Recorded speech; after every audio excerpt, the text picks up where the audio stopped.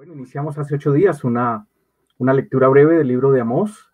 Hoy, con la ayuda del Señor, estaremos en la segunda parte. Si me ayudas con la siguiente.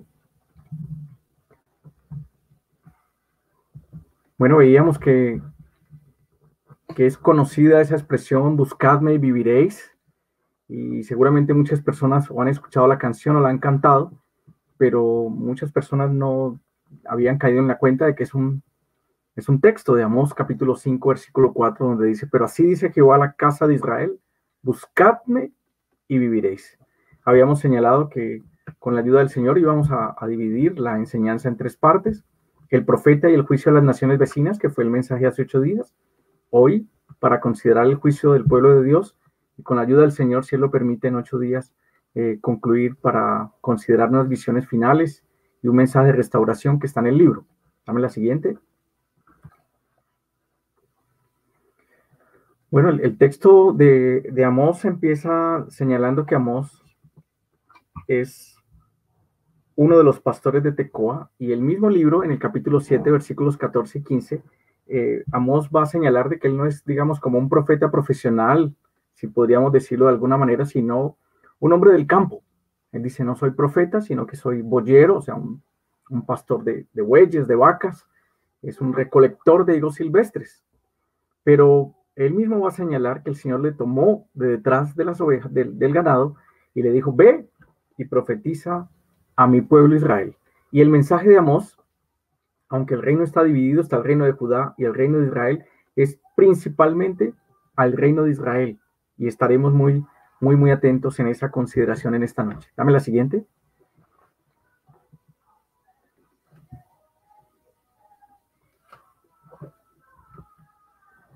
El rey de Israel en ese momento es Jeroboam, hijo de Joás, y señalábamos, de acuerdo a 2 de Reyes capítulo 14, desde los versículos 23 hasta el 29, que, digamos, social, económica, políticamente, desde el punto de vista militar, fue un buen momento para Israel.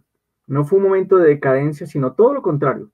Fue un momento de gran esplendor. Y fue, digamos, un esplendor porque el Señor tuvo misericordia, y señala en ese texto de que decidió que iba a utilizar a Jeroboam para traer salvación para su pueblo. Y la Biblia da testimonio de Jeroboam II como un hombre valiente, ganador de guerras, recuperó dominios que se habían perdido y extendió el territorio del reino de Israel. Pero también la Biblia señala de que hizo lo malo ante los ojos de Jehová, como dice el versículo 24. O sea que, aunque vuelvo y digo, del punto de vista social, político, económico, militar, fue como muy bueno, espiritualmente fue un reino verdaderamente decadente. Y lo que la Biblia va a señalar es que hizo lo malo ante los ojos de Jehová, no se apartó de todos los pecados de Jeroboam, hijo de Nabat, el que hizo pecar a Israel. Y precisamente por esta condición, en donde el pueblo aparentemente estaba muy contento porque podrían, digamos, como observar o percibir que las cosas estaban bien y hacer una lectura equivocada de que Dios estaba entonces contento con el reino, el Señor levanta varios profetas, entre ellos Amós, para que traiga un mensaje muy fuerte. Decíamos también que la palabra Amós etimológicamente quiere decir algo así como una carga, como algo que pesa. Y este es un libro que cuando uno lo lee se da cuenta de que es un libro pesado. O sea, la lectura con un claro entendimiento le deja a uno en el corazón como una carga que nos tiene que llevar a pedir perdón por nuestra nación, a pedir perdón al Señor como pueblo de Dios y a volvernos a Él para que Él tenga misericordia de nosotros. Dame la siguiente. Bueno, el texto empieza diciendo que es las palabras de Amós, que fue uno de los pastores de Tecoa, que profetizó acerca de Israel en días de Usías, rey de Judá, y en días de Jeroboam, hijo de Joás, rey de Israel. Y señala la Biblia que esta predicación, este mensaje del Señor para el pueblo de Israel, sucede 2 años antes del terremoto. Y queríamos enfatizar eso, que el Señor habla antes de hacer las cosas. En su misericordia trae mensajes de advertencia para su pueblo, para sus hijos, antes de que sucedan los terremotos. Y los terremotos no necesariamente tienen que ser físicos, sino sacudones en nuestra vida, en nuestra familia, en nuestros trabajos o en nuestra sociedad. Pero el Señor siempre habla antes. Dice el texto, el versículo 2, Dios dijo: Jehová rugirá desde Sión y dará su voz desde Jerusalén, y los campos de los pastores se enlutarán, y se secará la cumbre del Carmelo. Estaba leyendo acerca del rugido de los leones, y resulta que el rugido del león alcanza a escucharse hasta a 8 kilómetros de distancia. Entonces imagínense uno estar en algún lugar y escuchar el rugido del león. Está a 8 kilómetros, o podría estar más cerca, pero lo más lejos que podría estar el león es a 8 kilómetros de distancia para nosotros poder escucharlo. Y aunque en un trayecto corto los leones son capaces de correr muy, muy rápido, hasta 80 kilómetros por hora, o sea, un ser humano no alcanza a oírle a un león, ni siquiera las cebras que corren a 65 kilómetros por hora. El estar a 8 kilómetros lo que nos está diciendo es que está muy, muy cerca. Y el Señor está diciendo en Amós que el Señor está rugiendo, y ahora que miremos el mapa consideraremos cómo ese rugido del león se va acercando a Israel, aunque el rugido va a ser desde Jerusalén para traer bendición, es para que el pueblo se despierte, se pellizque, esté muy atento, se levante, salga de su distracción o de su ensimismamiento y mire al Señor, porque es palabra del Señor la que está contenida en este libro para nosotros. Dame la siguiente. Y esta es una fórmula que aparece y se repite varias veces. De hecho, se repite 2, 4, 6, 8 veces entre el capítulo 1 y el capítulo 2. Dice, así ha dicho Jehová, por 3 pecados, y habla de quiénes son los pecados: de Damasco, de Gaza, de Tiro, de Edom, de Amón, de Moab. Luego va a decir de Judá, y por último va a ser de Jerusalén.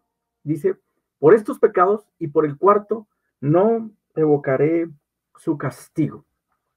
Para los hebreos, decir esto, por 3 pecados, por ejemplo, de Damasco, y por el cuarto no revocaré su castigo, era una manera también de decir como que estas ciudades o estas naciones, ahí están representadas como ciudades algunas, pero eran las ciudades principales de naciones como tal. Por ejemplo, Damasco para Siria, o Gaza como capital para los filisteos, o Tiro para una ciudad de los fenicios. Entonces, el Señor, cuando habla de 3, por 3 pecados y por un cuarto no perdonaré, no revocaré su castigo, está diciendo que ya estas naciones llegaron al colmo.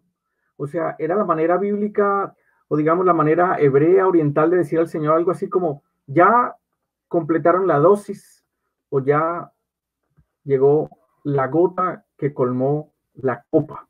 Sería la manera también de decirlo. O sea, se pasaron en sus pecados. Y aunque de estas naciones solamente señala uno, porque cuando dice por 3 pecados y por el cuarto, tú no esperaría que diga el Señor cuáles son los 3 pecados o cuál es el cuarto.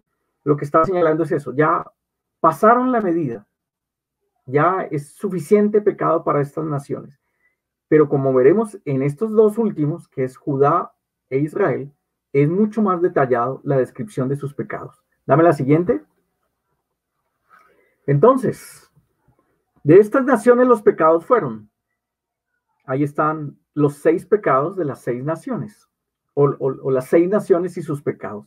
Versículos 3, 6, 9, 11, 13 y del capítulo 12, el versículo 1. Porque trillaron a Galat con trillos de hierro, refiriéndose a Damasco, porque llevó cautivo a todo un pueblo para entregarlo a Edom, refiriéndose a Gaza, porque entregaron a todo un pueblo cautivo a Edom y no se acordaron del pacto de hermanos, refiriéndose a Tiro, porque persiguió a espada a su hermano y violó todo afecto natural, y en su furor le ha robado siempre y perpetuamente ha guardado el rencor, refiriéndose a Edom, porque para ensanchar sus tierras abrieron a las mujeres de Galat que estaban encintas, refiriéndose a Moab, y refiriéndose a Moab va a decir, porque quemó los huesos del rey de Edom hasta calcinarlos. Dame la siguiente. Si desglosáramos esa lista de las razones del juicio de estas 6 naciones y las pusiéramos, digamos, como una realidad nacional, pues encontraríamos más o menos estos 10 equivalentes: la violencia a los campesinos, el secuestro, la guerra fratricida, la persecución, la violencia intrafamiliar, la corrupción, la venganza, el feminicidio, el aborto, y la desaparición forzosa. Entonces, señalábamos hace 8 días, ya para finalizar este resumen a manera de introducción. Si el Señor en el pasado no perdonó a estas naciones porque habían cometido uno de esos pecados, ¿por qué perdonaría? Eso fue en el siglo VIII antes de Cristo. 2800 años después, ¿por qué perdonaría a una nación que en conjunto hubiera cometido a lo largo de toda su historia, antigua y reciente, los pecados de las 6 naciones sumados? Entonces, de acuerdo a este texto y de acuerdo a nuestra historia, como señalo yo, antigua y reciente, pues lo que hemos atesorado para nosotros mismos como nación es juicio, juicio. A veces escuchamos algunas personas que hablan de profecías o reenvían profecías donde el Señor habla, pues señalan estas personas que el mensaje incluye restauración y sanidad y paz y prosperidad. Y eso suena como muy bien para el oído, pero nuestro Dios no ha cambiado y siendo un justo juez, de acuerdo a nuestros hechos, si hemos, como decía ahorita, llamado o atesorado es juicio y disciplina, un Dios que es justo juez. Eso es lo que traerá para nosotros, a no ser que nos volvamos al Señor con todo nuestro corazón en arrepentimiento y el Señor una vez más extienda su misericordia para nosotros. Dame la siguiente. Entonces, hoy a manera de epígrafe estaría en Amós capítulo 2, versículo 3. Oíd esta palabra que ha hablado Jehová contra vosotros, hijos de Israel, contra toda la familia que hice subir de la tierra de Egipto. Dice así. Es un mensaje contra. Miren, no es Dios hablando a favor de su pueblo aquí, sino que dice contra su pueblo, como si se pusiera en oposición a su pueblo y a los hijos de Israel contra toda la familia que hice subir de la tierra de Egipto. Y va a señalar cuál es el mensaje. Entonces, si viéramos en el mapa, les decía, es como si el león se fuera acercando. Empieza lo más lejano, que es Damasco, luego el león ruge para Gaza, luego para Tiro, para Edom, para Amón, para Moab, hasta que ya el león está rugiendo para Judá y por último va a rugir para Israel. Entonces, es una aproximación desde lo más lejano físicamente, geográficamente, pero también desde lo más lejano a lo más cercano en la misma historia de Israel como nación. Por eso habla primero de esos pueblos como Damasco, Gaza, Tiro, que son, digamos, otras naciones que ya estaban allí cuando Israel salió de Egipto, pero luego habla de Amón y Moab, que son, primero de Edom, que son los descendientes de Saúl, y luego habla de Amón y Moab, que son los descendientes de Lot, o sea, muy, muy emparentados con el pueblo de Israel. ¿Qué es lo que el Señor va a decir en relación a Judá? Dice capítulo 2, versículos 4 al 5. Así ha dicho Jehová, por 3 pecados de Judá y por el cuarto no revocaré su castigo. En las otras naciones había señalado uno, pero aquí va a tratar de dejar claro cuáles fueron los 3. Menospreciaron la ley de Jehová y no guardaron sus ordenanzas y les hicieron errar sus mentiras, en pos de las cuales anduvieron sus padres. Prenderé, por tanto, fuego en Judá, el cual consumirá los palacios de Jerusalén. ¿Cuál es el pecado de Judá? Menospreciar la ley, no guardar sus ordenanzas y hacer errar a otros y al mismo pueblo con sus mentiras. Ese es el mensaje del Señor para Judá. Dame la siguiente. Entonces, hasta donde habíamos leído desde el capítulo 1, versículo 1, y habíamos finalizado en el capítulo 2, versículo 3, digamos que estábamos hablando como de otras naciones extranjeras. Otras naciones que no eran el pueblo escogido de Dios en el Antiguo Testamento. Pero aquí cuando ya se está refiriendo a Judá y a Israel, ya ahí se está hablando a su propio pueblo. Y entonces, si habíamos puesto atención a lo anterior, y habíamos señalado que será un juicio para una nación, ahora entonces el juicio es para el pueblo de Dios, Judá e Israel.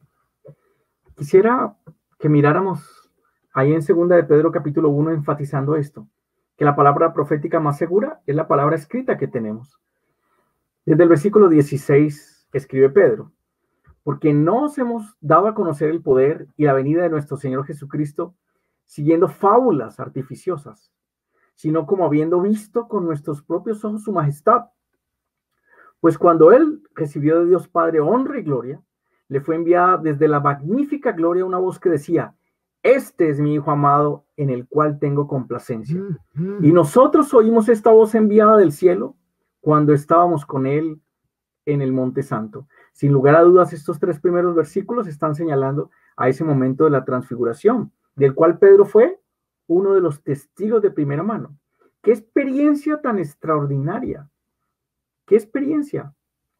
Haber visto al Señor con otra apariencia, transfigurado, como es la palabra que aparece en nuestras Biblias en español, y como si esa fuera poco, luego aparece allí Moisés y Elías. Moisés representando la ley y Elías representando ese servicio profético, o sea, resumido el Antiguo Testamento allí, y como si eso fuera poco, la voz del cielo donde el Señor habla de que tiene complacencia en su Hijo. ¡Qué experiencia tan extraordinaria!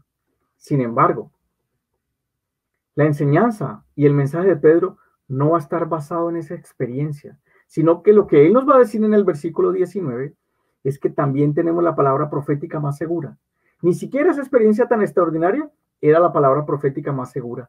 La palabra profética más segura que tenemos es la escrita, a la cual hacéis bien en estar atentos como a una antorcha que alumbra en el lugar oscuro, hasta que el día esclarezca y el lucero de la mañana salga en vuestros corazones. Entendiendo primero esto, que ninguna profecía de la Escritura es de interpretación privada, porque nunca la profecía fue traída por voluntad humana, sino que los santos hombres de Dios hablaron siendo inspirados por el Espíritu Santo. Ahí tenemos la palabra profética más segura, la palabra escrita que el Señor nos ha confiado a nosotros para que estemos muy atentos y para que alumbre como una antorcha en medio de las tinieblas o del lugar oscuro. Ni siquiera la experiencia más extraordinaria, subjetiva de una persona se puede equiparar a esa verdad objetiva de la palabra escrita que el Señor nos da a nosotros. ¿Por qué? Porque lo que está allí consignado, desde la primera página hasta la última, y obviamente allí incluye el libro de Amós, se escribió siendo inspirada por el Espíritu Santo. O sea que no son palabras de hombres, sino que son la palabra de Dios para nosotros. Dame la siguiente.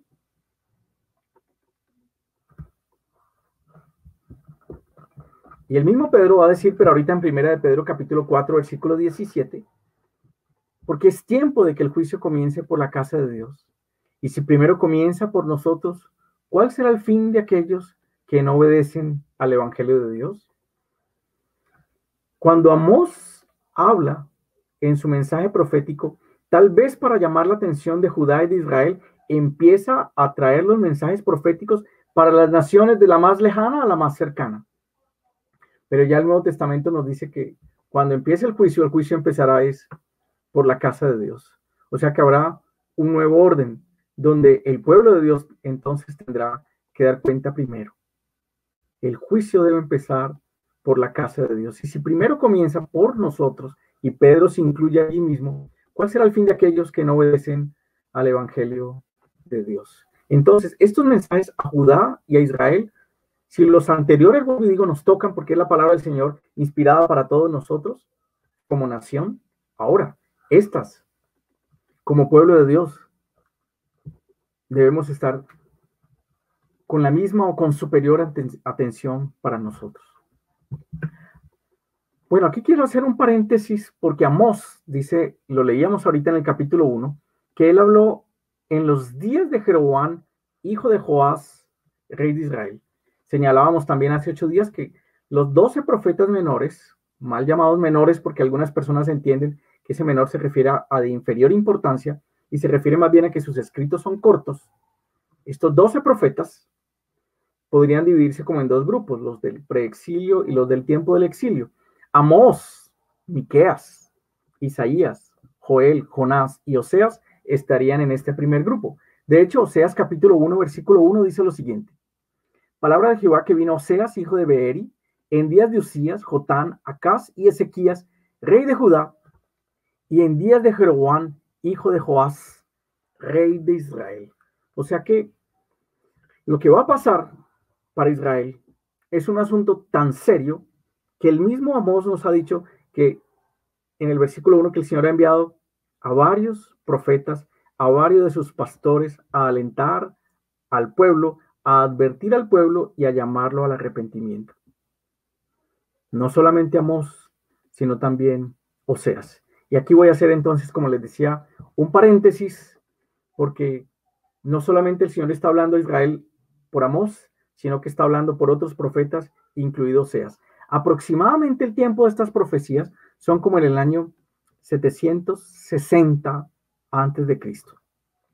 Ya habíamos señalado que 2 años después de estas profecías vendría un terremoto, pero aproximadamente unos 30 años después de estas profecías habría un terremoto aún mayor, y ese terremoto sería que vendrían los asirios y se llevarían cautivo al reino de Israel, un hecho que sucedió en el año 722 antes de Cristo. Dame la siguiente. ¿Qué dice Oseas entonces al respecto? Bueno, pues Oseas nos dice lo siguiente. Capítulo 11, versículos del 1 al 8. Oseas. Estamos hablando de Amós, pero aquí estamos haciendo un paréntesis porque es un asunto profético complementario para el tiempo de Israel en ese momento. Cuando Israel era muchacho, yo lo amé, y de Egipto llamé a mi hijo. Cuanto más yo los llamaba, tanto más se alejaban de mí. A los Baales sacrificaban y a los ídolos ofrecían sahumerios. Yo con todo eso enseñaba a andar al mismo Efraín, tomándole de los brazos, y no conoció que yo le cuidaba. Con cuerdas humanas los atraje, y con cuerdas de amor fui para ellos como los que alzan el yugo de sobre su cerviz, y puse delante de ellos la comida. No volverá a tierra de Egipto, sino que el asirio mismo será su rey, porque no se quisieron convertir. Caerá espada sobre sus ciudades y consumirá sus aldeas, y las consumirá a causa de sus propios consejos. Entre tanto, mi pueblo está adherido a la rebelión contra mí. Aunque me llamen el Altísimo, ninguno absolutamente me quiere enaltecer. ¿Cómo podré abandonarte, oh Efraín? ¿Te entregaré yo, Israel? ¿Cómo podré yo hacerte como Adma o ponerte como a Zeboim? Mi corazón se conmueve dentro de mí, se inflama toda mi compasión. Esto es lo que está diciendo el Señor a Israel a través de Oseas, que serán llevados cautivos por Asiria, y Asiria será su rey en el versículo 5, y va a dar la razón contundente de por qué va a suceder esto, porque no se quisieron convertir. El profeta va a señalar de que el pueblo está adherido, pegado, adosado a la rebelión contra el Señor. Y aunque le dicen Altísimo, ninguno absolutamente le quiere enaltecer. Como diría otro profeta, creo que Isaías, este pueblo de labios me honra, pero su corazón está lejos de mí. Me llaman el Altísimo, pero ninguno me enaltece verdaderamente en su corazón. Ahora, este Dios amoroso que nosotros tenemos, sabe que si es un justo juez, tiene que traer esta disciplina para el pueblo de Israel. Pero aún anunciando este mensaje de juicio y de destrucción para Israel, termina ese texto diciendo, mi corazón se conmueve dentro de mí, se inflama toda mi compasión. Eso nos habla de ese carácter amoroso del Señor, y que estuvo trabajando con mensajes de restauración y enviando a sus profetas para traer al pueblo del arrepentimiento. Pero como dice allí, la rebelión está adherida contra mí. Este pueblo está con una adhesión a la rebelión y no se quieren convertir. El profeta Oseas va a enfatizar que el pueblo ha caído en idolatría, en adulterio espiritual, y el pecado central de Israel para Oseas va a ser la infidelidad. En cambio, Amós lo que va a señalar como el pecado central, y ya lo veremos a continuación, va a ser la injusticia. Estos dos pecados en conjunto son los que van a determinar que Israel tenga que ser llevado cautivo. La infidelidad a Dios, semejante a Dios tan amoroso, y la injusticia representada en muchos detalles que el libro nos señalará un poco más adelante. Hace algunos años un hermano que se llama John Reed escribió un sermón dramático, como se ha descrito, sobre el libro de Amós, un sermón en primera persona. Sé que algunos hermanos ya lo conocen, algunos hermanos ya lo han escuchado, pero quisiera tomarme unos minutos para leerlo porque creo que es tremendamente importante en este momento. Dame la siguiente. Orlando me va a ir ayudando a mostrar el texto y yo lo voy a ir leyendo aquí para todos ustedes. A mí se me ha llamado el profeta del corazón quebrantado, pero más bien seré recordado como el profeta del amor y la esperanza. Soy Oseas, el profeta que Dios envió a Israel, mi patria. Los invito a mi casa en las afueras de Samaria. Allí, debajo del roble, está Gomer, mi esposa. La amo como a mi propia vida. Ustedes también aprenderán a amarla. Junto a ella está sentado nuestro hijo Jezreel. Tiene 18 años de edad. Es simpático y fuerte.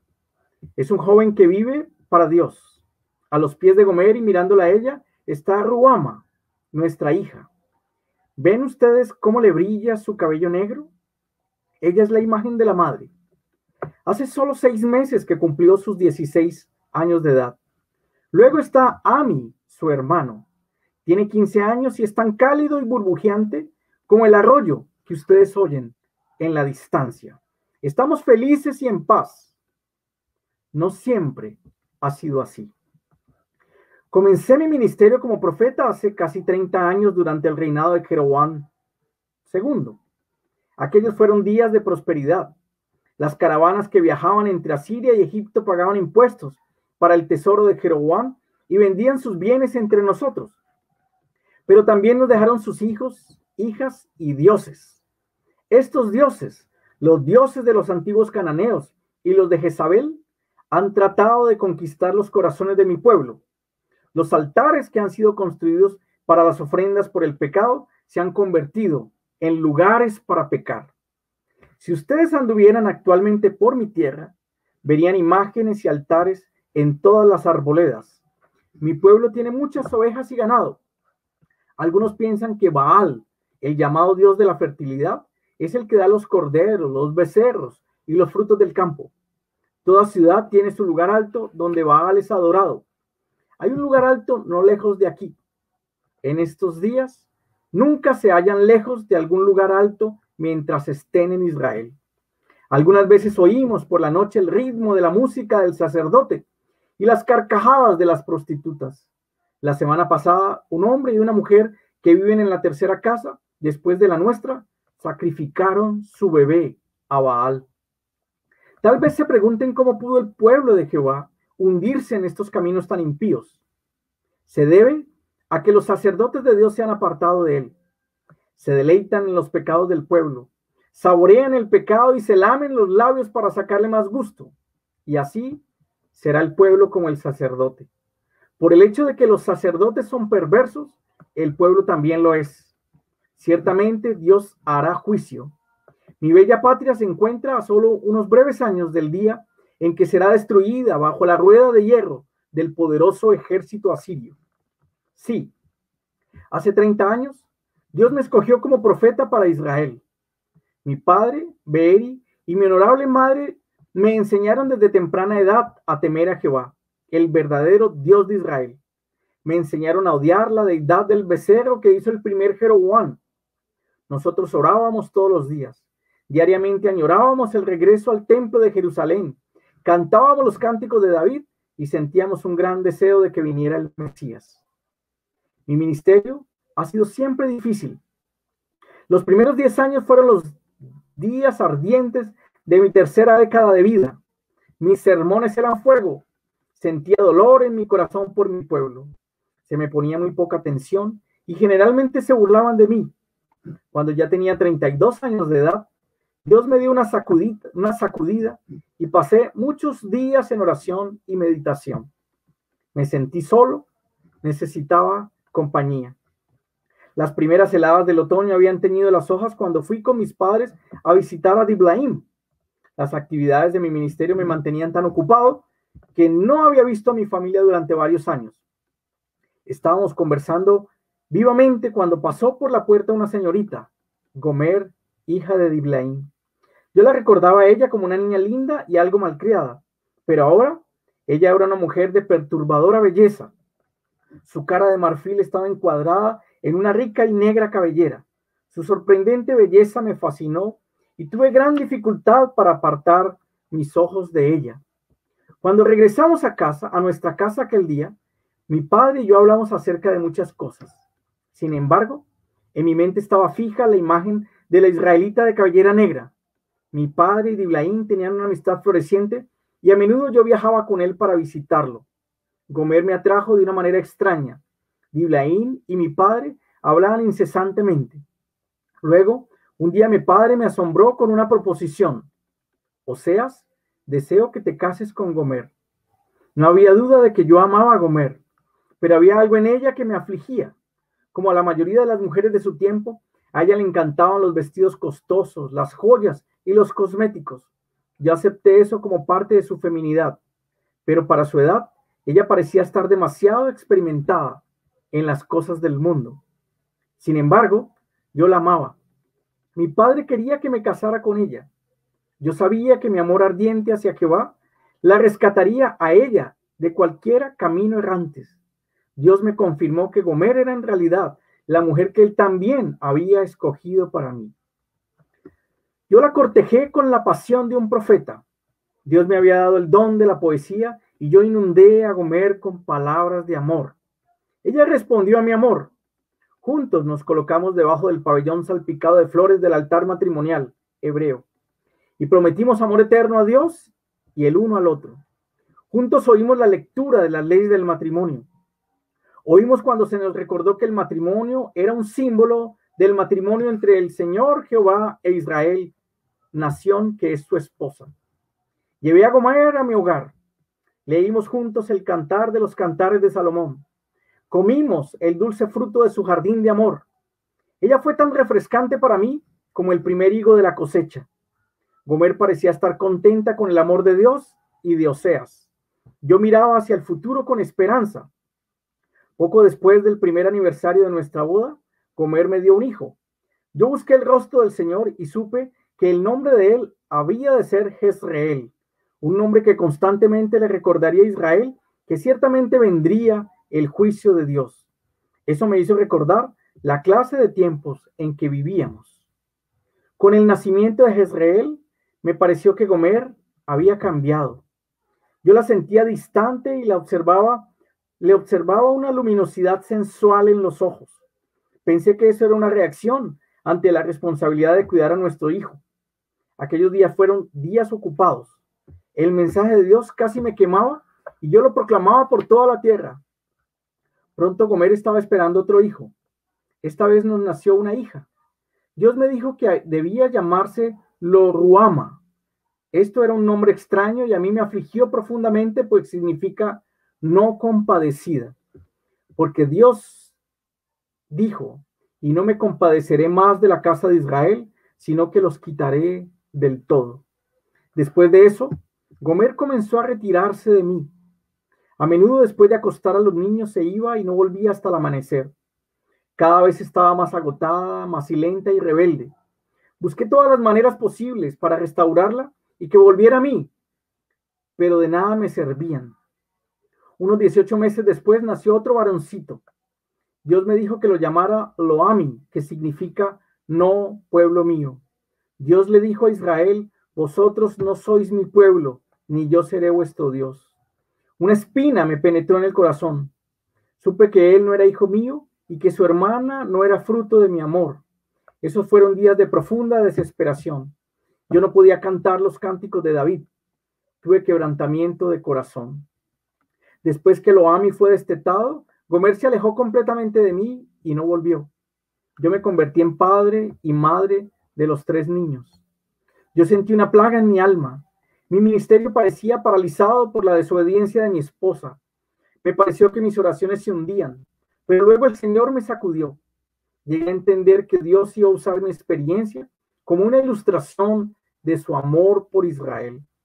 Volví a sentir amor por Gomer y comprendí que no podía abandonarla. La busqué por toda Samaria. La encontré en la destartalada casa de un israelita carnal y disoluto que no tenía medios para sostenerla. Le imploré a ella que regresara. Ella despreció mis súplicas. Con el corazón quebrantado regresé a casa con los hijos y gemí y oré. Se me ocurrió un plan. Fui al mercado y compré alimento y ropa para Gomer. Compré las joyas y los cosméticos que a ella le encantaban. Luego busqué en privado a su amante. Él sospechaba que yo había llegado para hacerle mal. Cuando le dije mi plan, una sonrisa socarrona se le dibujó en la cara. Si yo no podía llevar a Gomer a casa, mi amor no me permitía verla en necesidad.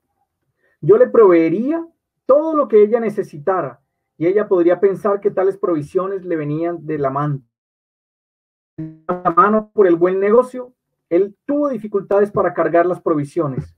Yo lo seguí en las sombras. Ella salió a recibirlo con regocijo y lo cubrió de amor. Le dijo que esperara fuera de la casa mientras ella se cambiaba la ropa sucia y desgastada por la nueva. Después de un tiempo, que pareció ser de horas, ella volvió a aparecer bien vestida con radiante esplendor, como la Gomer que vi el primer día en el hogar de su padre. Su amante se acercó para abrazarla, pero ella la rechazó y la oí decir: no, ciertamente la ropa, la comida y los cosméticos no vienen de tu mano, sino de la mano de Baal, que da todas estas cosas. Estoy resuelta a expresar mi gratitud a Baal, sirviéndole como sacerdotisa en el lugar alto.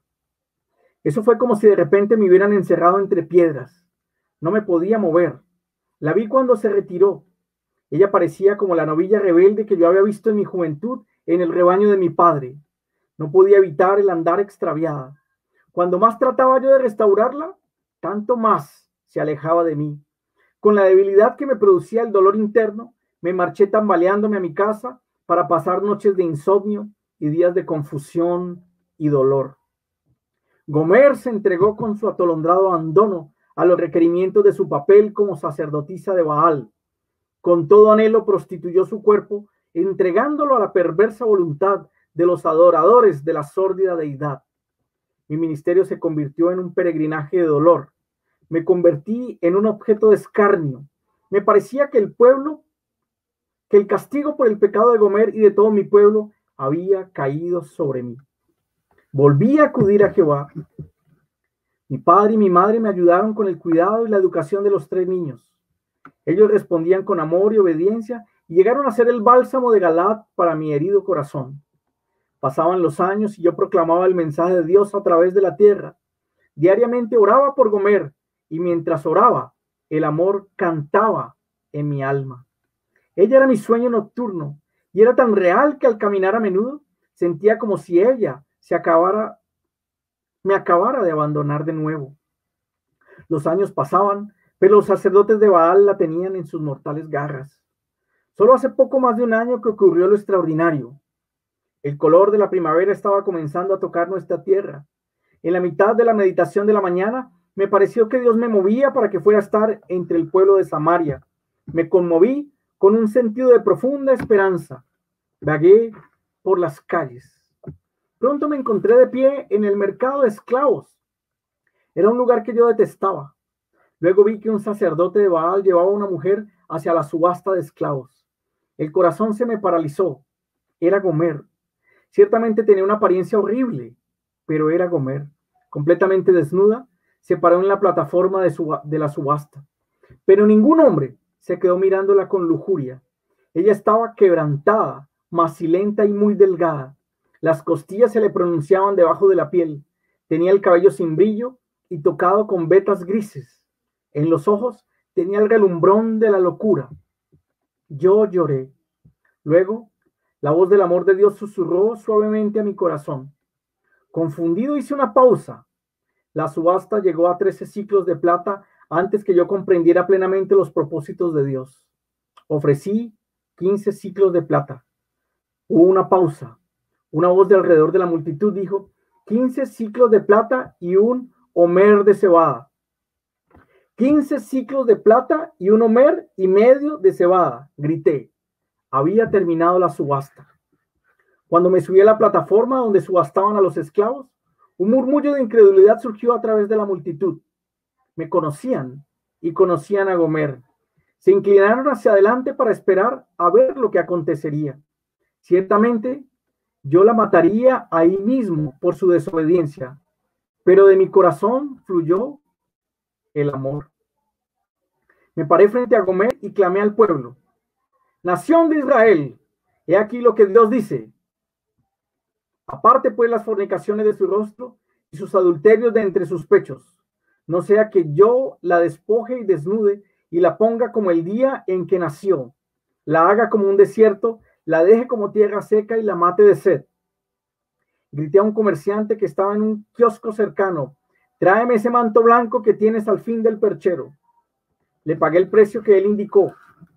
Luego extendí con ternura el manto alrededor del extenuado cuerpo de Gomer y le dije: Gomer, tú eres mía por el derecho natural que le corresponde al esposo. Ahora también eres mía porque te compré por precio. Ya no andarás errante de mí, ni harás el papel de prostituta. Tienes que estar confinada durante algún tiempo y luego te restauraré al goce pleno de tu feminidad. Ella suspiró y cayó desmayada en mis brazos. Mientras yo la sostenía, hablé a mi pueblo. Muchos días estarán los hijos de Israel sin rey, sin príncipe, sin sacrificio, sin estatua, sin efod y sin terafines. Después volverán los hijos de Israel y buscarán a Jehová su Dios y a David su rey. Y temerán a Jehová y a su bondad en el fin de los días. Y donde se dijo de Israel, lo Ruama, tú no eres amada, se dirá Ruama, eres amada. Porque el amor de Dios no te abandonará, sino que te perseguirá a través de tus días. Y donde Israel fue llamado Loami, tú no eres mi pueblo, se dirá Ami. Tú eres el pueblo del Dios viviente, porque te perdonaré y te restauraré. Regresé a casa con mi frágil carga. Le serví de enfermero a comer hasta que volvió a tener salud. Diariamente le leía los escritos de Dios. Le enseñé a cantar el canto de arrepentimiento de David. Y luego, juntos cantamos los cantos de alabanza y regocijo de David a Dios.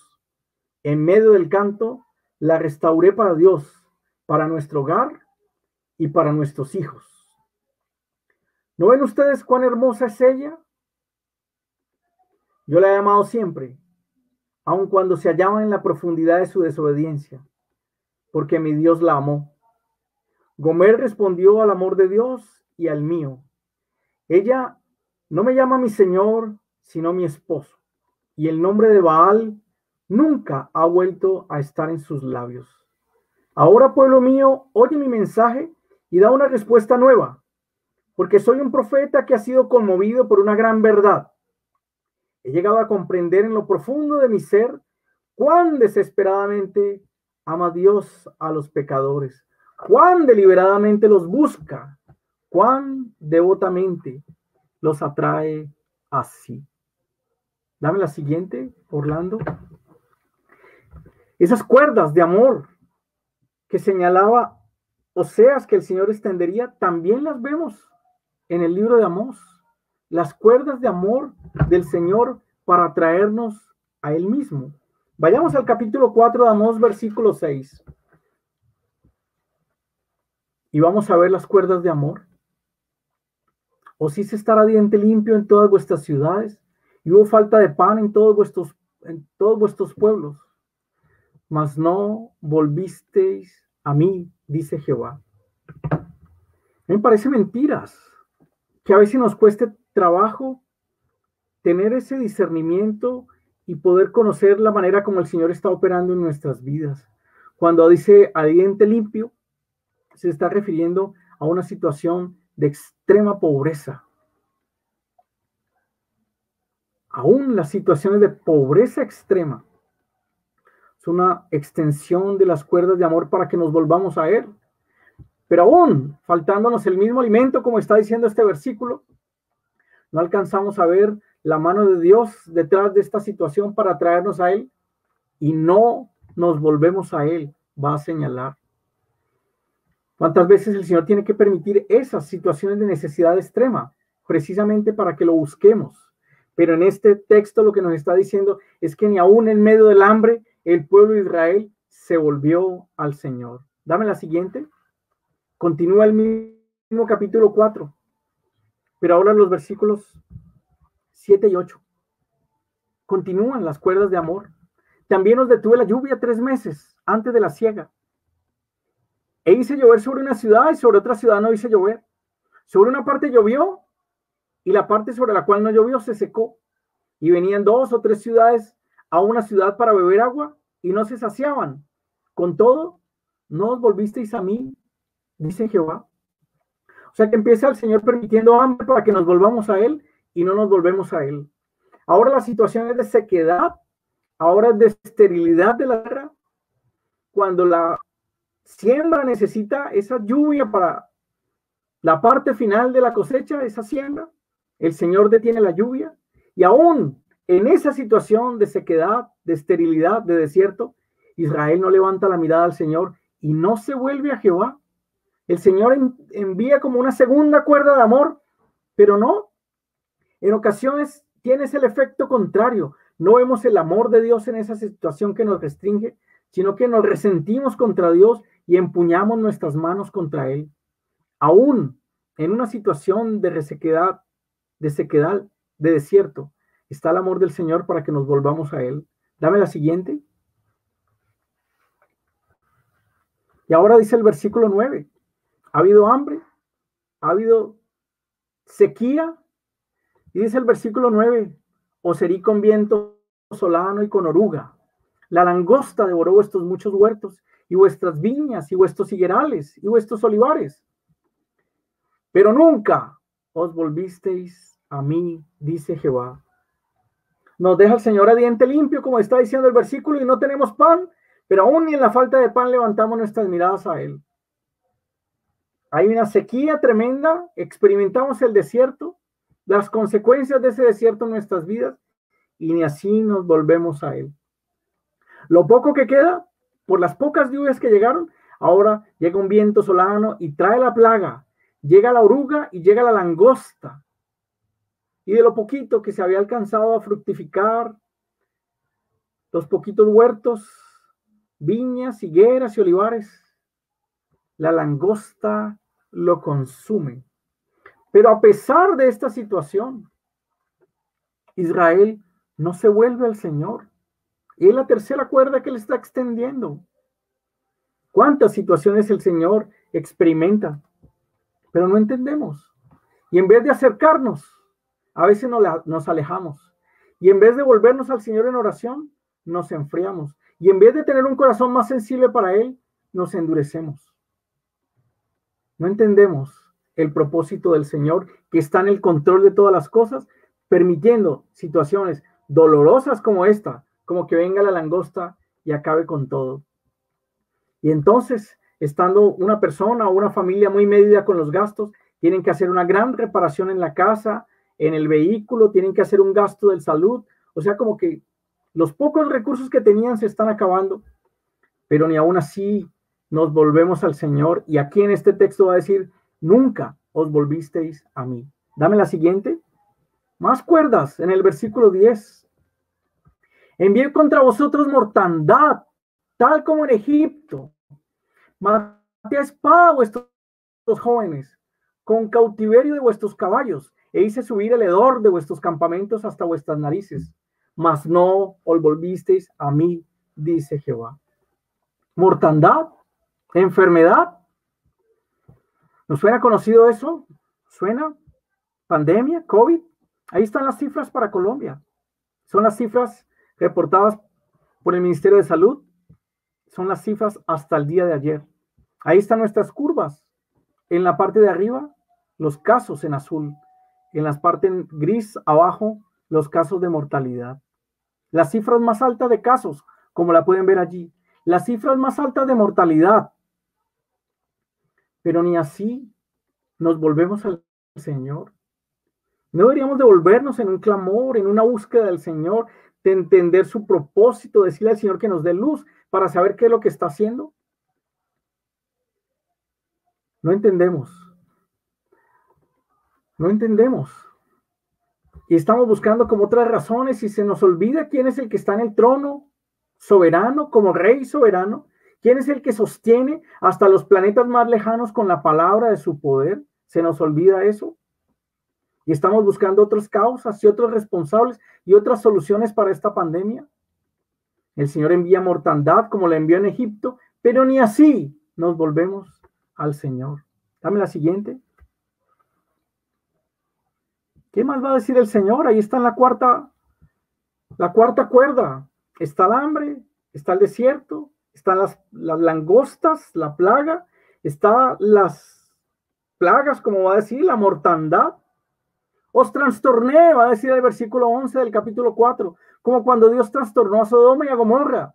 Y fuisteis como un tizón escapado, rescatado del fuego. Aún en una situación de juicio tremendo, en un trastorno tan tremendo, y aún siendo rescatado como un tizón arrebatado del fuego, no os volvisteis a mí. Miren lo que el Señor está diciendo a Israel, porque cuando le está diciendo a Israel como pueblo de Dios, nos lo está diciendo a nosotros también. Permite unas circunstancias difíciles, de escasez, de esterilidad, de plagas, de mortandad, de trastornos que pueden ser sociales o políticos y económicos, pero que te tocan directamente y ni así te vuelves a mí. Eso es lo que el Señor nos está diciendo aquí. No nos volvemos al Señor. Y este es un mensaje, precisamente un mensaje profético del Señor en su palabra, para que nos volvamos a Él. Recuerden que el corazón del mensaje es: buscadme y viviréis. Buscadme y viviréis. Lo que el Señor espera de su pueblo es que nos volvamos a Él. Y aún permite circunstancias, 1, 2, 3, hasta 5 veces como las que están relatando aquí en el capítulo 5. Pero no logra ese efecto en nuestro corazón de volvernos a Él, sino más frío en nuestro corazón, más dureza, más pelea con el Señor, más distancia de Él, cuando lo que el Señor quería era que nos volviéramos a Él con todo su corazón, con todo nuestro corazón volvernos a Él. Dame la siguiente. ¿Cómo continúa diciendo entonces este capítulo después de haber señalado estas 5 cuerdas de amor que Él ha hablado? Por tanto, de esta manera te haré a ti, oh Israel, porque te he de hacer esto. Prepárate para venir al encuentro de tu Dios, oh Israel, porque he aquí el que forma los montes y crea el viento y anuncia al hombre su pensamiento, el que hace de las tinieblas mañana y pasa sobre las alturas de la tierra. Jehová, Dios de los ejércitos, es su nombre. Juicio, disciplina del Señor para su pueblo. Y le dice a su pueblo entonces: prepárate para venir al encuentro de tu Dios. Prepara el corazón, prepara tu vida para venir al encuentro de tu Dios. Eso es lo que el Señor nos quiere alertar. Así como alertó en el siglo VIII antes de Cristo a Israel a través de Oseas, a través de Amós. Hoy nuevamente a través de Oseas y a través de Amós. Nos dice el Señor por su palabra como pueblo de Él: prepárate para venir al encuentro de tu Dios.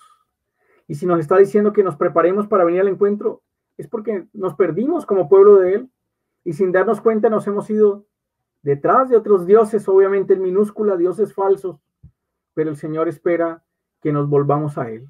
Dame la siguiente. Este era el capítulo 4. Ahora nos devolvemos un poquito. ¿Cuál es el juicio de Dios para Israel? ¿Cuáles son las razones del juicio? Así como el Señor detalló qué fue lo que hizo Damasco, qué fue lo que hizo Gaza, qué fue lo que hizo Tiro, qué fue lo que hizo Edom, qué fue lo que hizo Amón, qué fue lo que hizo Moab, qué fue lo que hizo Judá. Ahora nos va a detallar qué fue lo que hizo Israel, qué fue lo que hizo su pueblo. Los que no eran su pueblo actuaron mal, y por actuar mal, de acuerdo a sus propias leyes, y aún a las leyes de ese tiempo, el Señor traía juicios para ellos. Pero ahora su pueblo, el que ha conocido al Señor, El pueblo que les ha, el Dios que les ha estado acompañando y ministrando a lo largo de su historia, ahora les va a decir por qué viene el juicio para ellos.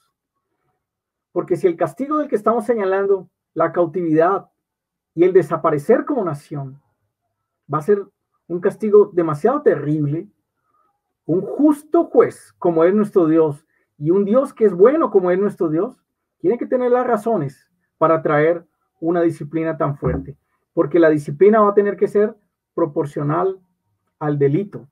La disciplina y el juicio van a tener que ser proporcionales al pecado que el pueblo de Dios ha cometido. Dice el capítulo 2 del versículo 6 en adelante. Así ha dicho Jehová. No es palabra de Amós, ni mucho menos palabra mía. Es la palabra de Jehová. Por 3 pecados de Israel y por el cuarto, no revocaré su castigo. Han llegado al colmo, porque vendieron por dinero al justo y al pobre por un par de zapatos. Pisotean en el polvo de la tierra las cabezas de los desvalidos y tuercen el camino de los humildes. Y el hijo y su padre se llegan a la misma joven, profanando mi santo nombre. Sobre las ropas empeñadas se acuestan junto a cualquier altar, y el vino de los multados beben en la casa de sus dioses. Por lo menos 5 pecados se señalan en estos 3 versículos. Vender a los pobres como esclavos, explotar a los pobres, participar en pecados sexuales, tomar garantías ilícitas para los préstamos y rendir culto a falsos dioses. Y no va a ser la primera vez que el Señor habla de estas cosas a Israel. De hecho, esto hacían parte de las enseñanzas desde la misma ley. Era algo con lo que Israel estaba familiarizado, pero era algo que Israel había olvidado. Ahí están los textos para cada uno de estos pecados de los textos en la ley. Vender a los pobres como esclavos. Dice Deuteronomio capítulo 15, desde el versículo 7 hasta el 11.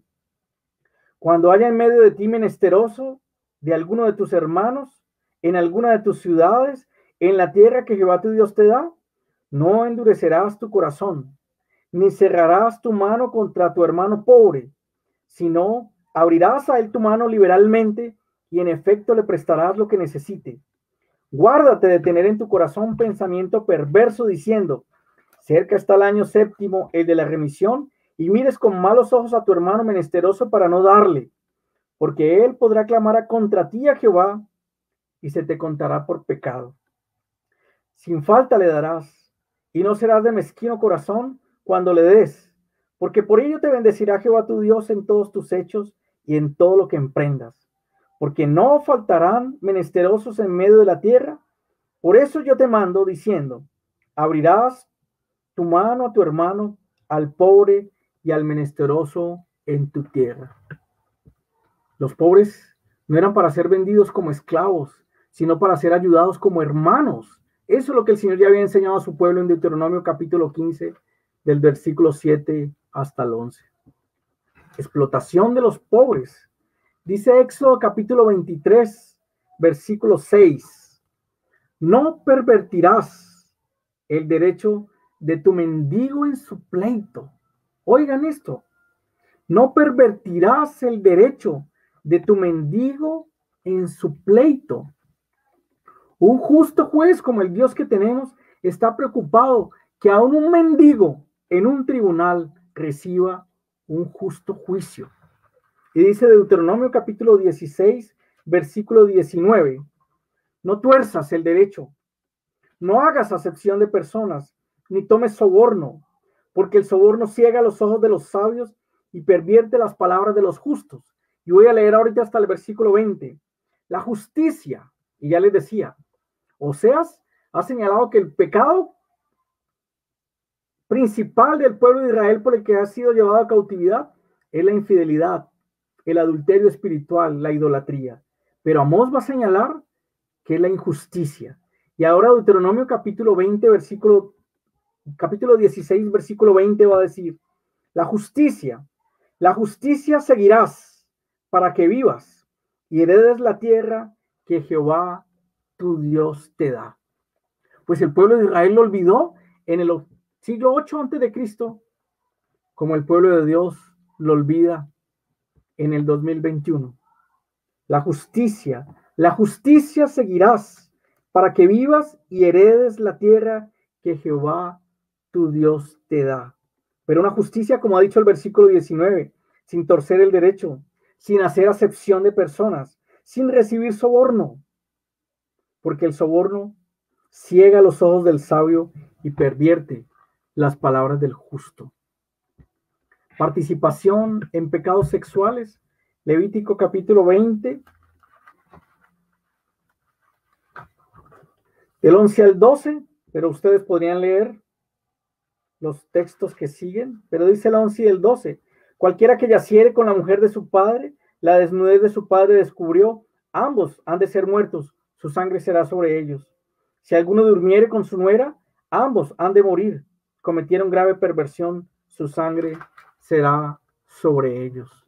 Israel olvidó y el pueblo de Dios en el siglo XXI también olvida que estas normas aplican para nosotros, que el Señor espera que vivamos en integridad y esa integridad incluye nuestra intimidad. Tomar garantías ilícitas para los préstamos. Éxodo capítulo 22, versículos 26 al 27. Éxodo capítulo 22, del 26 al 27. Si tomares en prenda el vestido de tu prójimo, a la puesta del sol se lo devolverás, porque solo eso es su cubierta, es su vestido para cubrir su cuerpo. ¿En qué dormirá? Y cuando él clamare a mí, yo le oiré, porque soy misericordioso. Mira el Señor teniendo cuidado de este que necesita dejar hasta su propio vestido como una prenda de garantía para recibir algo prestado.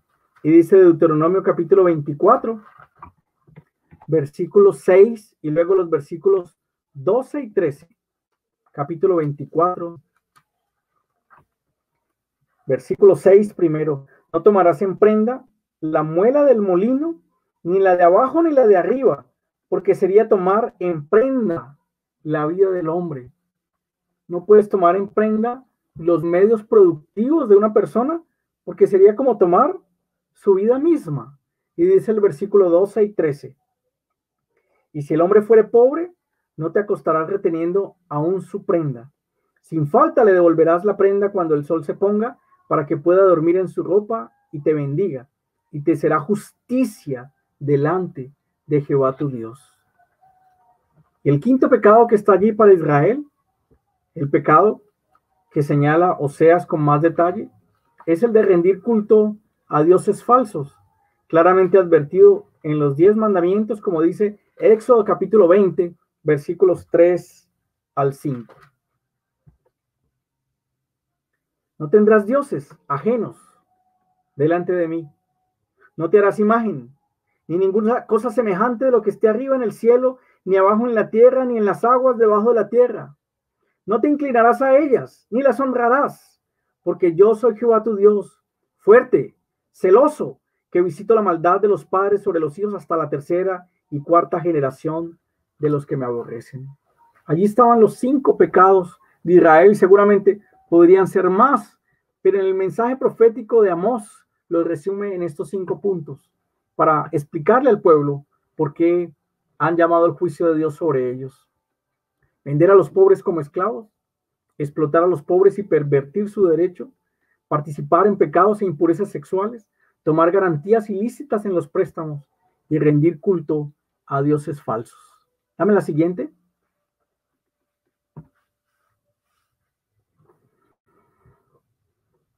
Ahora, Dios les va a recordar que no es solamente un Dios de juicio, sino que ha sido un Dios amoroso, ha sido un Dios cuidadoso, un Dios que los ha sostenido. Y les va a decir, yo destruí delante de ellos al amorreo, cuya altura era como la altura de los cedros, y fuerte como una encina, y destruí su fruto arriba y sus raíces abajo. Y a vosotros os hice subir de la tierra de Egipto, y os conduje por el desierto 40 años, para que entreseis en posesión de la tierra del amorreo. El Señor le está diciendo, ustedes han sido un pueblo amado para mí. Habían otros habitantes en esta tierra que también por sus propios pecados recibieron juicio y los saqué y podían ser muy altos y podían ser muy fuertes, pero ustedes los vencieron con mi ayuda. Yo los saqué de una esclavitud en Egipto y los traje a ocupar ese territorio del amorreo, esta tierra que les había prometido. Durante 40 años los sostuve en el desierto para que vinieran y recibieran el cumplimiento de todas mis promesas. He sido un Dios bueno, he sido un Dios amoroso, es un Dios que los he estado cuidando a lo largo de su historia. Dame la siguiente.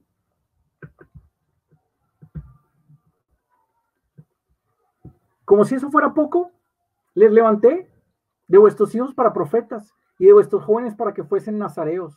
¿No es esto así, dice Jehová, hijos de Israel?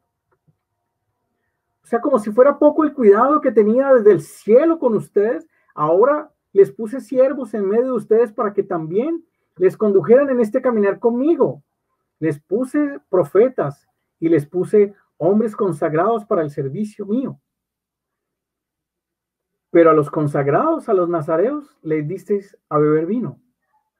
Recuerden que en la consagración de los nazareos no podían tocar muertos, no podían tocar mujeres, no podían cortarse el cabello y no podían tomar vino. La Biblia textual no dice solamente que le dimos vino a los nazareos, sino que los emborrachamos. O sea que contribuimos a dañar la consagración y la vida íntegra y la vida limpia de una persona apartada para él. Y a los profetas mandasteis diciendo, no profeticéis. O sea, yo les di consagrados y yo les di profetas. Les di consagrados para que los condujeran en este servicio delante mío y que aprendieran a caminar delante mío. Y les envié profetas para que a través de los profetas ustedes no se condujeran por ustedes mismos, sino que aprendieran a escuchar mi voz a través de ellos. A los consagrados les dañaron la consagración y los emborracharon. Y a los profetas les prohibieron traer la palabra mía. Dame la siguiente. Pues he aquí, yo os apretaré en vuestro lugar. Acuérdense que Amós es un hombre del campo y va a usar esta figura, como se aprieta el carro lleno de gavillas, como tener un carruaje, un carromato y tengo que poner una muy alta cosecha y entonces tengo que apretar esa cosecha para que me quepa en ese espacio limitado. Y ahora dice el Señor, así como hace un campesino con esa cosecha que la tiene que apretar en el carro para que quepa, te apretaré en tu lugar. Te apretaré en vuestro lugar. Y el ligero no podrá huir, y al fuerte no le ayudará su fuerza, ni el valiente librará su vida. El que maneja el arco no resistirá, ni escapará ligero de pies, ni el que cabalga en caballo salvará su vida. El esforzado entre los valientes huirá desnudo. Aquel día, dice Jehová, yo os apretaré en vuestro lugar. Y ni la velocidad salvará al rápido, ni la fuerza, ni la imponencia salvará al fuerte, ni el valiente escapará por su vida, ni el que tiene precisión con el arco resistirá, ni el que cabalga. Podría uno decir, bueno, el que corre en sus propios pies, pues no alcanza a salvarse, pero ni siquiera el que trate de huir en un caballo podrá salvar su vida. El esforzado entre los valientes, el más sobresaliente entre los valientes, cuando yo apriete vuestro lugar, huirá desnudo aquel día. Eso dice el Señor. Dame la siguiente.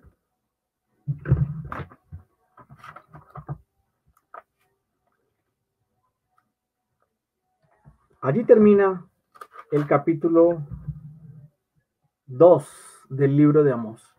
¿Qué continúa el Señor diciendo en el capítulo 3? Oíd esta palabra que ha hablado Jehová contra vosotros. Palabra que ha hablado Jehová contra vosotros, como ya no lo había dicho antes, contra Israel. Hijos de Israel, contra toda la familia que hice subir de la tierra de Egipto, dice así: a vosotros solamente he conocido de todas las familias de la tierra, por tanto, os castigaré por todas vuestras maldades. Es que al que más se le ha concedido, más se le demanda y más se le exige. Este era el pueblo que Dios había conocido y que ellos habían conocido a Dios. Por tanto, nos castigará por todas nuestras maldades. ¿Andarán dos juntos si no estuvieren de acuerdo? Este texto sí que se utiliza erróneamente y se descontextualiza.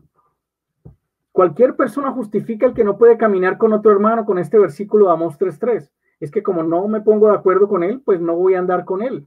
Y algunos hasta justifican separaciones y divorcios en este versículo. Si no me entiendo con esta persona, pues la Biblia dice que no debo andar con ella. Oh, por Dios. Qué cosa tan horrorosa que hacemos con la palabra de Dios. ¿Quién es el que está hablando aquí? Es Dios el que está hablando. Y está diciendo, no voy a andar con ustedes. Pueblo, no puedo seguir andando con ustedes porque ustedes no se ponen de acuerdo conmigo. Eso es lo que está diciendo el versículo. ¿Rugirá el león en la selva sin haber presa? ¿Dará el leoncillo su rugido desde su guarida si no se apresare? ¿Caerá el ave en lazo sobre la tierra sin haber cazador? ¿Se levantará el lazo de la tierra si no ha atrapado algo? ¿Se tocará la trompeta en la ciudad y no se alborotará el pueblo? ¿Habrá algún mal en la ciudad el cual Jehová no haya hecho? Porque no hará nada Jehová el Señor sin que revele su secreto a sus siervos los profetas. Si el león ruge a 8 kilómetros, es lo más lejos que está, ¿quién no temerá? Si habla Jehová el Señor, ¿quién no profetizará? Esto es lo que el Señor está diciendo. ¿No hemos visto la manera como el Señor obra? Claro, el Señor nos habla en la oración, el Señor nos habla en su palabra, el Señor nos habla cuando estamos reunidos como hermanos y hay una administración y una mutua edificación, cuando un hermano abre la palabra del Señor y nos enseña. Claro que el Señor nos habla, pero también nos habla de otras maneras y tenemos que abrir nuestros ojos porque también nos habla a través de las cosas que suceden. Y a través de las cosas que suceden para que nos demos cuenta o al menos nos preguntemos, como dice el versículo 6, ¿habrá algún mal en la ciudad el cual Jehová no haya hecho? ¿Se nos olvida quién es el que está por encima de todo? ¿Podrá suceder alguna cosa en medio nuestro sin que el Señor no sea el que la permita? Ay, cuánto nos hemos olvidado de nuestro Dios entonces. Y por eso el Señor ruge. El rugido de un león, para que nos demos cuenta que el rey se acerca, que el juicio se acerca. Y entre más intensamente escuchemos ese rugido de la voz del Señor en nuestro corazón, pues más cerca está el Señor de nosotros. Dame la siguiente.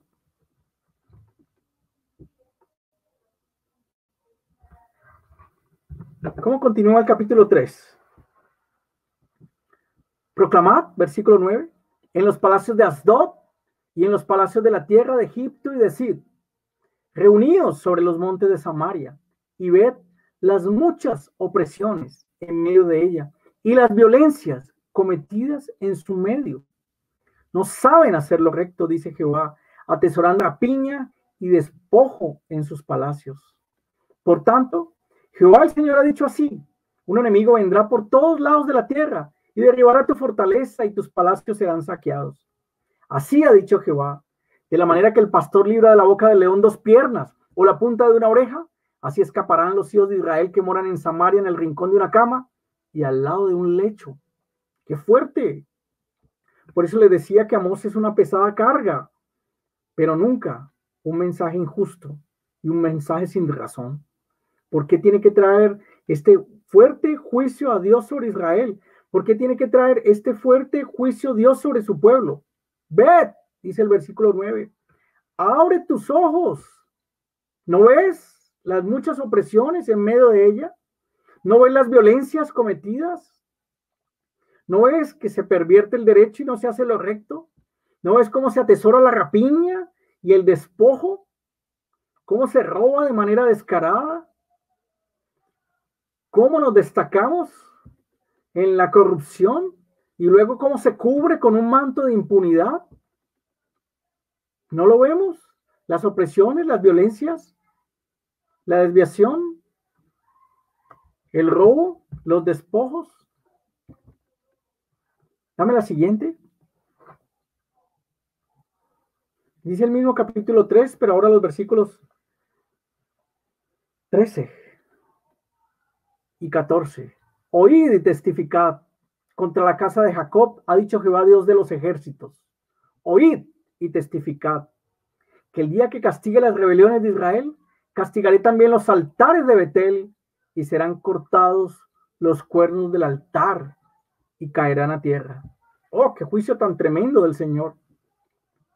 Que aún en los lugares de sacrificio, allí donde estaban los cuernos del altar, los mismos cuernos del altar serán cortados. Hay una referencia a esos cuernos del altar en Primero de Reyes, capítulo 2, versículo 28.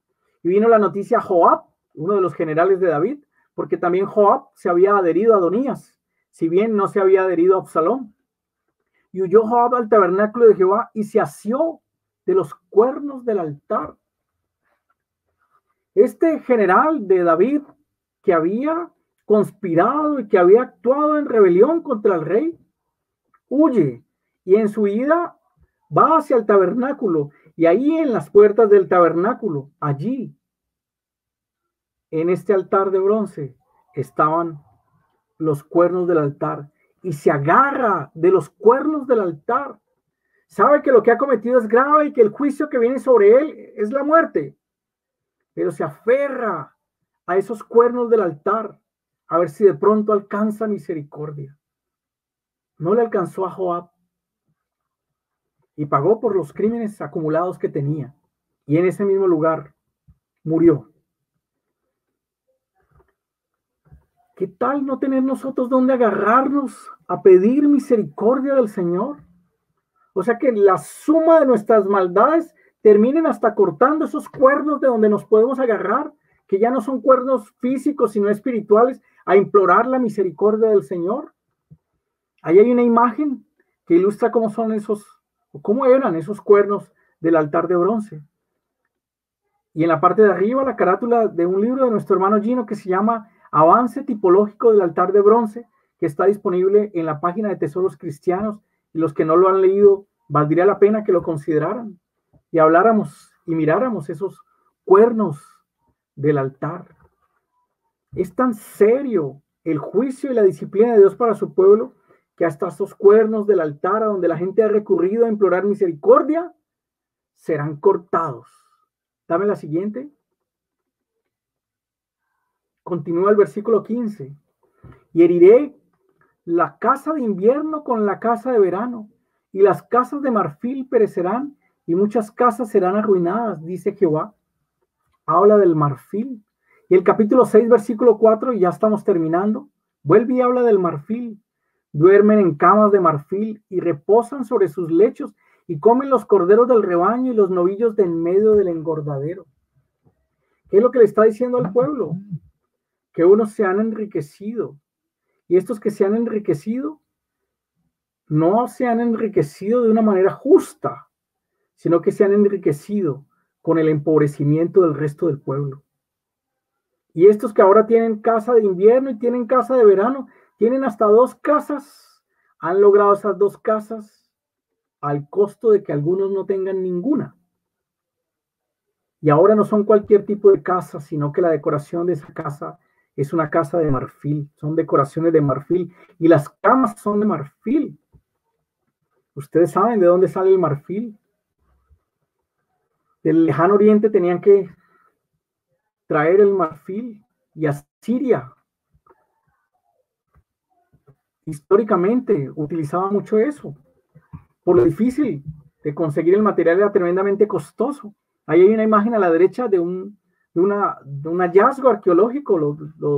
Lo pudieron recuperar, un adorno de marfil en el territorio de Asiria, que da testimonio arqueológico de la veracidad de la Biblia. O sea que Amós no estaba aquí utilizando una figura literaria para hablar de lo que era muy, muy costoso, sino que es que en realidad el pueblo de Israel, que se había olvidado de su Dios, ahora estaba haciendo unos gastos suntuosos y no le importaba que sus hermanos alrededor como pueblo estuvieran muriendo de hambre. Como el pueblo de Israel, como si fuera como en una secuencia, están con el Señor y el Señor los fortalece. Cuando ya están fortalecidos, logran poder. Cuando ya tienen poder,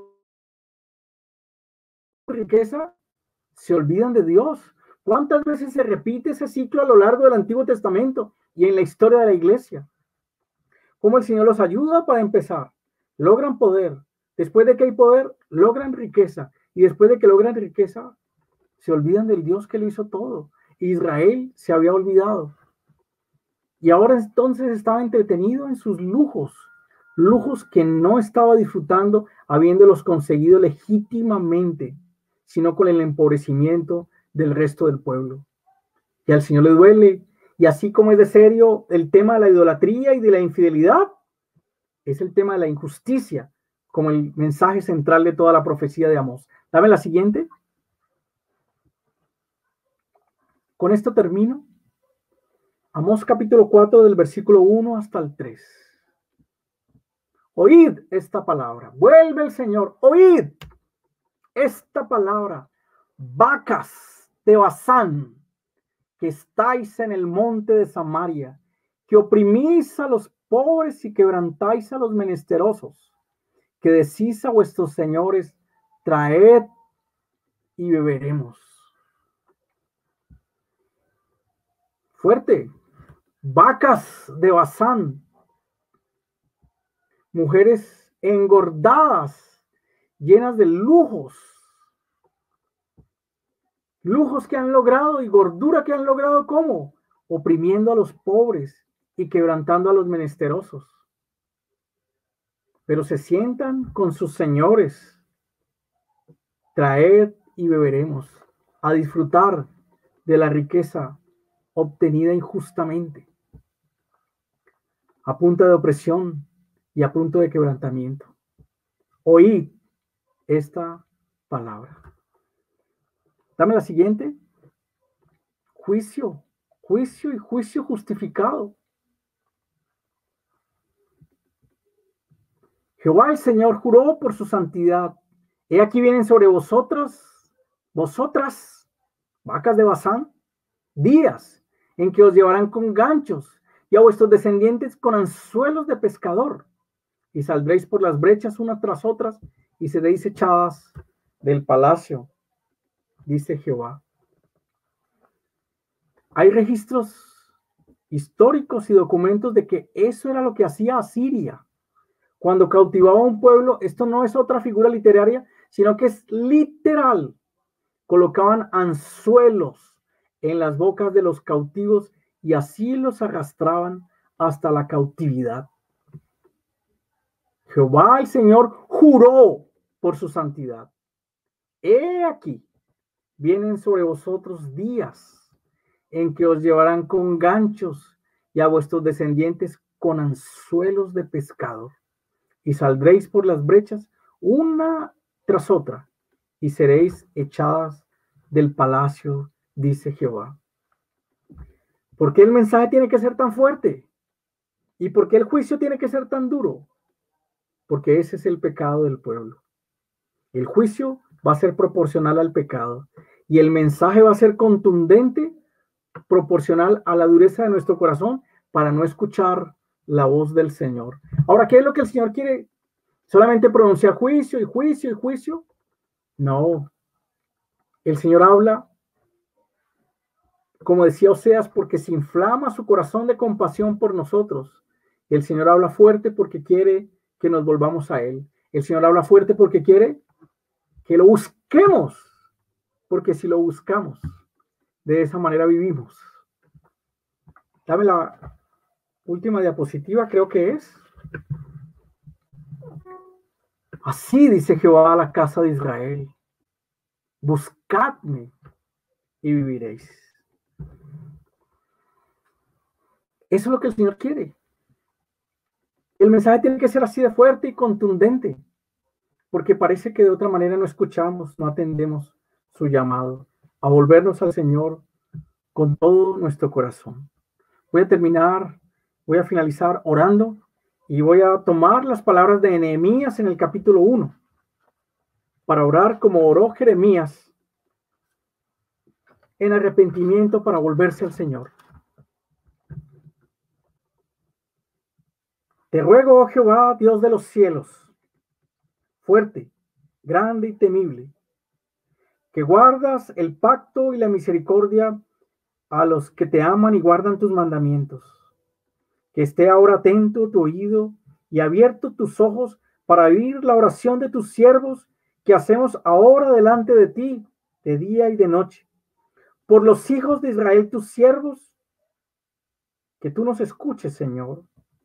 Confesamos los pecados de los hijos de Israel que hemos cometido contra ti.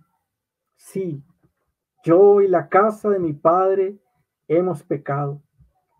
En extremo nos hemos corrompido contra ti y no hemos guardado los mandamientos, estatutos y preceptos que diste a Moisés tu siervo.